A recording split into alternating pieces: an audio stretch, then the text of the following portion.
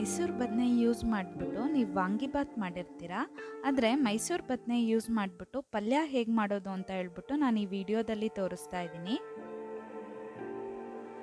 ಇಲ್ಲಿ ಒಂದು ಬಾಣಲಿಗೆ 2 ಸ್ಪೂನ್ನಷ್ಟು ಎಣ್ಣೆ ಹಾಕಿದ್ದೀನಿ.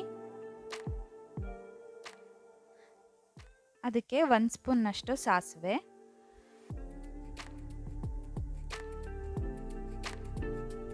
ಅರ್ಧ ಬೌಲಷ್ಟು ಕಡಲೆಬೇಳೆ,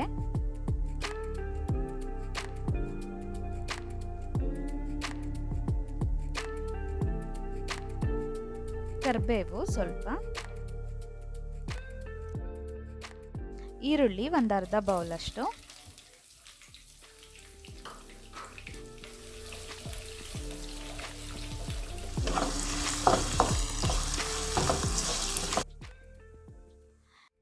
ಬದನೆಕಾಯಿ ಕಲರ್ ಚೇಂಜ್ ಆಗಬಾರ್ದು ಅಂತ ಹೇಳ್ಬಿಟ್ಟು ಅದನ್ನು ಹೆಚ್ಚಿಬಿಟ್ಟು ನೀರಿನಲ್ಲಿ ಹಾಕಿ ಇಟ್ಟಿದ್ದೆ.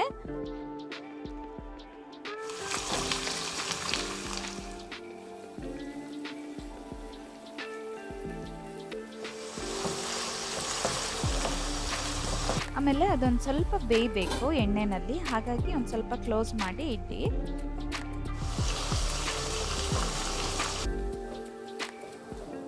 ಈಗ ಅದಕ್ಕೆ ರುಚಿಗೆ ತಕ್ಕಷ್ಟು ಉಪ್ಪು, ಖಾರದ ಪುಡಿ 1 ಸ್ಪೂನು, ಸಾಂಬಾರ್ ಪೌಡರ್ 1 ಸ್ಪೂನ್, ಶೇಂಗಾ ಬೀಜದ್ದು ಪೌಡರ್ ಹಾಕ್ತಾ ಇದ್ದೀನಿ, ಕಡಲೆ ಪುಡಿ ಮತ್ತೆ ಕಾಯಿ ತುರಿ 1 ಬಟ್ಲು,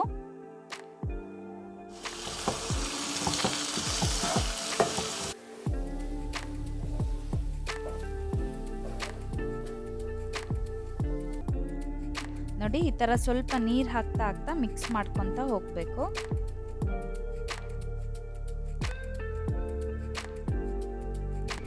ಲಾಸ್ಟಿಗೆ 1 ಸ್ಪೂನ್ನಷ್ಟು ಬೆಲ್ಲ ಹಾಕಿದ್ದೀನಿ.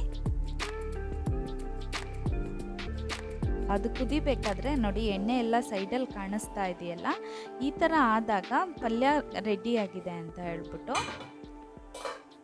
ಇದು ಚಪಾತಿ ಜೊತೆ ತುಂಬ ಚೆನ್ನಾಗಿರುತ್ತೆ.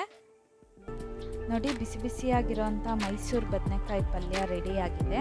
ಚಪಾತಿ ಜೊತೆ ರೊಟ್ಟಿ ಜೊತೆ ತುಂಬ ಚೆನ್ನಾಗಿರುತ್ತೆ.